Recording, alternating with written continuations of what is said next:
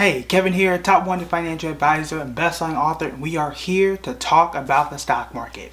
Whew, Tesla has not done well in the last few days. It's dropped about $200 per share.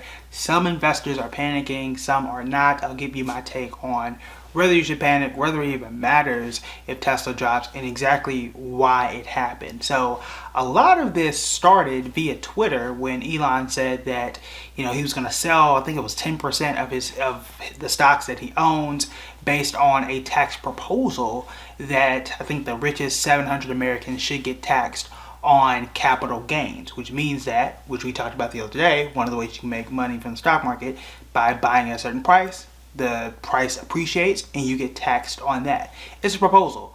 There's nothing written down on paper and there's nothing moving in Congress. However, he put the poll out there. 58% said that he should sell that amount in stocks, and he said he would honor it. Now, in reality, he did sell $5 billion worth of Tesla in the last, I would say, 2 to 3 days, and it's actually been reported in the New York Times and other places, and since then, the stock has dropped. Now, why did he have to do this? Or why did he do it at all? Well, first off, he had to really avoid an even bigger potential tax bill. So right now, this is from the New York Times, but you get stock options as a CEO. You get stock options in some cases if you are an employee. But Elon Musk received millions of dollars worth of shares, and due to stock options, he was able to buy it at $6.24. Okay, so he got, what is it here, 2.1 million shares at $6.24. That means that when he exercises and buys those shares, they're instantly worth over $1,000 for every share. So you can see what that capital gain would be from $6 to $1,000 times 2.1 million shares. A lot of money. So to offset that, he said, look, I have to sell this, or he was going to be subject to a higher marginal tax rate of about 50% of that amount. I wouldn't want to pay 50% in a marginal tax rate, so I too would sell, and that's what he had to do. So I think he raised about $5 billion solely, which is the word that they use in the article, to pay for the tax bill. That's all it was. It's a tax move. It makes sense. He got the money. He still got $180 billion with a B. He will be fine. So you may not be fine because you're concerned about, look, I just bought Tesla. Maybe I bought Tesla a while back. It's dropped significantly in the last few days. What do I do? If I was in your position, and I do own shares of Tesla, I've owned them since I told you I bought them, which was in 2020 once they announced that they were going to do a stock split, as well as being added to S&P 500. It has nothing to do with the stock itself. It has nothing to do with the company itself. They still producing Teslas. Just a week ago when they hit all-time highs last week, it was because they were producing more cars. Things were great for the company. That ain't gonna change just because he decided to sell some shares to pay a tax bill. That really had nothing to do with the company itself. It has to do with his own personal taxes and what he had to do. This is one of those things where you have to, understand when people say buy the dip, not all dips are created equal.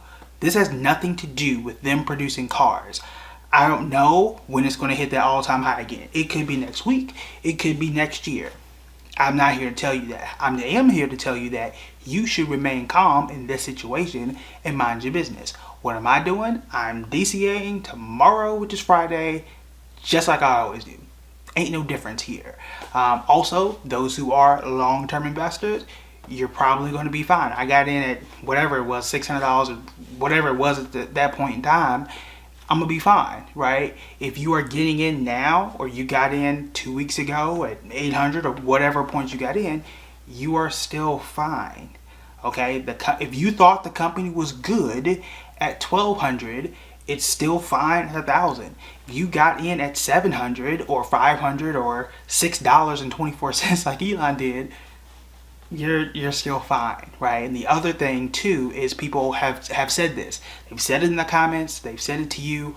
Well, I think Tesla is not worth 1,200. Well, now it's at 1,000. Now what? If you about that life, if you about that Tesla life, this would be your opportunity if you believe in the company. I'm not telling you to buy it. I'm saying if you believe in it, you can get it at a discount if you think it is good long term. That's totally up to you, and you can make the decision for yourself. That's why I don't like to have that imaginary price. Well, 1,200 is too high. Well, what price would you get in at? Because it's at 1,000 now. I don't know what it's gonna do tomorrow. It could just take off and be at 1,300 next week. Could be 1,400. I don't know. That's a decision that you have to make. And then also, I'll bring this up too as I'm looking at it. So right now, Tesla is at $1,063.51. Now, by the time you're watching it, it could obviously move. It was down 0.42%. If I go back, which is what I love to do, I could go back to October 27th, October 28th. It was around $1,000 then. So 1077 was on October 28th, and it was 1037 on October 27th. So in reality, Tesla is right back to what it was right before my birthday. And y'all were fine then. Nobody was complaining then when Tesla was at 1037 and 1077. So now it's at 1063. You just went back a month. Not even a whole, it ain't even been a whole month. You went back to what Tesla was, like what, 2 weeks ago? That's it.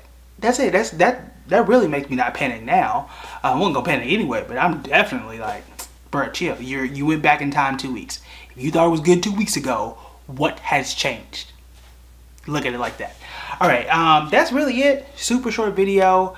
Makes a lot of sense. Again, doesn't change the value of the company.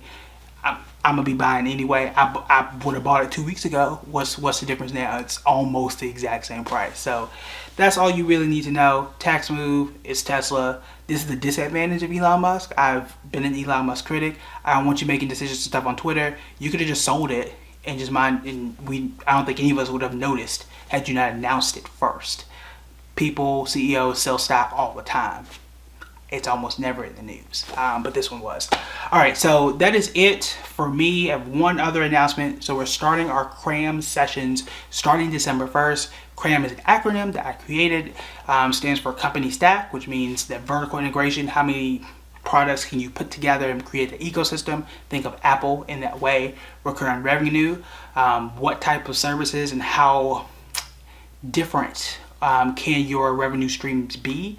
I love it when you can get paid different ways as a person and as a company.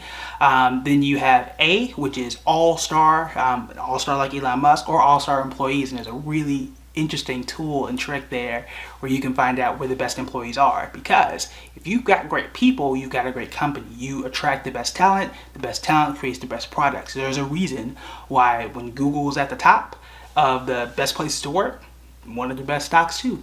That ain't by mistake.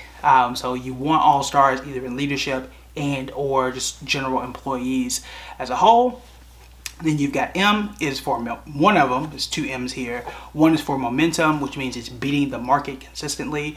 I do take a look at that. It's a reason why you always hear me say this is what it was last 6 months. This is why it was where it was over last year. Very rarely do you tell me. Do you hear me tell you 5 years? This is the best thing, because a lot can happen in 5 years. So we talk about that. And then mind reader, that is the acronym for me, or code word for me, is how well does this product stick, and how does it really, for lack of a better term, trap you, in that the more you use it, the more you like it, the more it fits you like a glove, and you're less likely to leave. If you are that, then you're going to stick around, which means that company is pretty solid. So those are the factors that we're going to use when we break down these companies. I've been hinting at it a little bit and been kind of breaking it down. We talked about it for BlackRock. So it's going to be a thing. It is going to be a yearly subscription, if you will. We are super detailed to companies every single month. It's going to be exclusive to those students. If you sign up before December 1st, before Black Friday, the 27th, so it's only 2 weeks and some change. If you sign up before then, it's only $150 for the first year. That's it. You pay once a year. That's it, and you get super detailed breakdowns. Again, if you like the BlackRock video, if you liked a lot of the single company breakdowns, kind of like we did Ally versus JP Morgan, if you like that kind of stuff, you're really going to enjoy the CRAM sessions. So it's on pre-order now, buildingbread.com/CRAM, CRAMM, and you can sign up for that now. All right, that's it for me. Talk to you guys later. Bye.